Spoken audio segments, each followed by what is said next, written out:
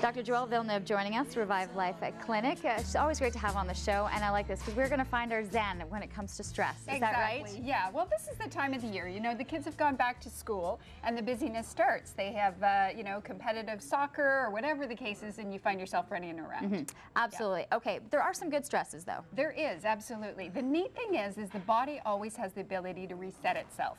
And when there's a yin, there's a yang. So when we have stress, we increase stress hormones like cortisol and so forth.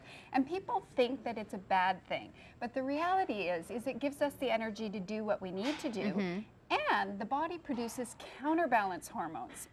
The counterbalance hormone that the body produces is something called oxytocin, and so that's the good hormone. And what happens is it causes us to reach out to people. It's the cuddle hormone. Really? So, okay. Yeah, so the body, again, has the ability. So, and the other thing that's interesting is some recent research shows that when people believe that stress is bad, Right. So what happens is there is a higher mortality rate in that test group. But if people believe that stress can be a good thing, it doesn't really bother them, it's all in what we believe, then there's no difference, and stress does not impact their longevity. Okay, so I mean, first thing is the attitude, I guess, right off the bat. But are there things that we can do to help with the production of those hormones then, with the foods that we're doing, or exercise, any of those things? Exactly. So as we get into the fall, we start heading into some of the heavier foods, but we want to still keep it light because peppers, like these guys, for example, you can just grab a bag and go, and you can eat them like an apple. They're really rich in vitamin C, and vitamin C helps to counterbalance cortisol. So that becomes important. All right.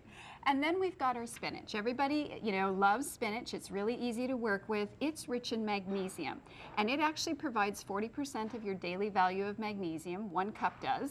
And what magnesium is it's like a chill pill. And it just helps all of your muscles relax. So when you have the deadline or you're getting called into the boss's office, just chew down, just grab some spinach and just chew on it. You'll be all right. All right. Exactly. Yeah. Then we're going to talk about asparagus. And asparagus is great because it's rich in folic acid. And folic acid helps our energy systems. And when we're stressed, we need energy. Then we move to mushrooms. Mushrooms are rich in vitamin B5, and B5 is needed to help balance our fat metabolism, and that becomes important because if we produce too much cortisol, we tend to put on weight. Right, and usually in the midsection, am I right? Right around here, yeah, exactly. Okay. And the last food item that we can go to is we can also include more salmon. Salmon is rich in omega-3 fatty acids, and that helps to counterbalance our hormones. As well, it provides lean protein, and it just provides lots of good nutrients.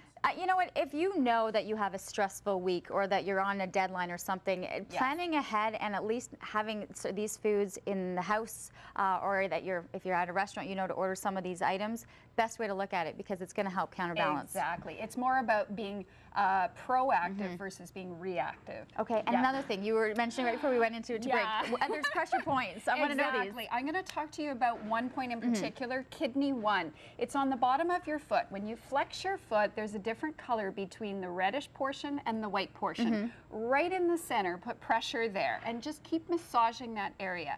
That area is the grounding point of the kidney meridian. Just keep on doing it. Okay, wait, so right here actually. See the difference in color? Wait, we can do this. Okay, I'm balancing. Okay, wait, okay. Yeah, so right there. And the reason why this point's so effective, it's because it's a grounding point for the kidney meridian. Yeah. And people who are in their head a lot, you know, have trouble falling asleep, are thinking too much, this is the grounding point. I like that one. It's a simple one. I'm going to put a little X on my foot to figure that one out for sure. Thanks a lot.